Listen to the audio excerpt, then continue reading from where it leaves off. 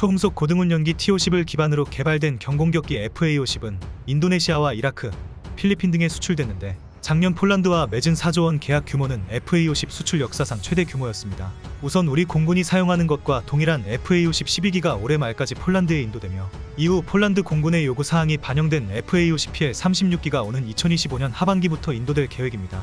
FA-50PL은 한국군이 운용하는 FA-50보다 무장장착 능력과 레이더 성능이 개량되고 공중급 유기능이 갖춰진 모델로 현지에서 생산될 예정입니다. 이를 위해 현지의 FA-50 현지 생산 기지와 최상위 정비시설, 국제비행훈련학교 설립도 추진되며 향후 폴란드 현지 공장 등을 발판 삼아 동유럽 나토 회원국에 대한 수출 마케팅을 강화할 계획입니다. 폴란드와의 대규모 수출 계약이 성사된 이후 FA-50 경공격기에 대한 관심이 고조되고 있는 가운데 지난 1월 16일 이집트 국영 방산업체인 아랍산업화기구는 공동성명서를 발표하고 한국의 카이 훈련기를 공동 생산하기로 합의했다고 밝혔습니다. 협약식에는 목타르 압델 라티프 AOI 의장과 카이와 하나에어로스페이스 경영진이 참석하였습니다. AOI는 1975년 이집트, 사우디아라비아, 아랍에미리트, 카타르에서 공동 출자해 설립됐습니다.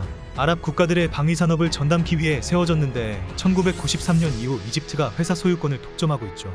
AOI가 발표한 성명에 따르면 카이는 기술 이전을 포함해 현지 생산에 필요한 자원 등을 지원할 예정이며 향후 카이와 AOI는 이집트와 인접한 아프리카와 아랍 국가들을 대상으로 전투기 수출에 나설 방침입니다.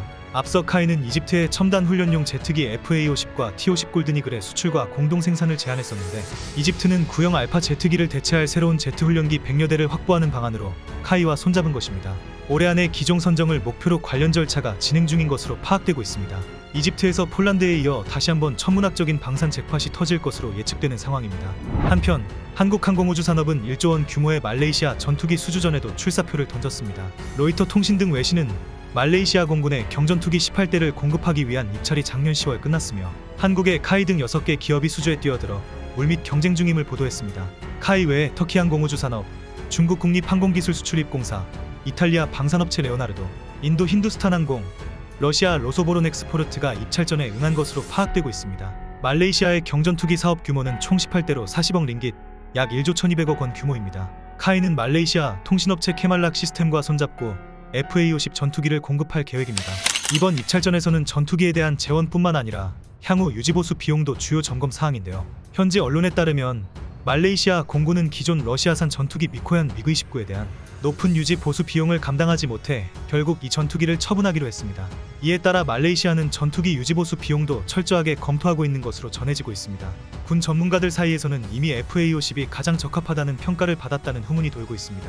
FA-50은 한국 최초의 다목적 전투기로서 T-50 골든이글 훈련기를 전투기로 개조하여 지난 2011년 12월 양산을 시작한 이후 2013년부터 한국 공군이 운영하고 있습니다. 이 전투기는 2명이 탑승할 수 있으며 길이 13.14m, 높이 4.94m, 날개 너비는 9.45m이고 최대 속도 마하 1.5로 비행 가능하고 M61 20mm 기관포, 공대공 미사일 AIM-9, 공대지 미사일 AGM-65 등이 장착돼 공중전과 공대지전을 모두 치를 수 있는 전투기입니다. 작년 폴란드의 대규모 수주에 이어 이집트와 말레이시아에서 다시 한번 수주 잭팟을 기원하며 이만 영상을 마치겠습니다. 시청해 주셔서 감사합니다. 구독과 좋아요는 영상 제작에 큰 힘이 됩니다.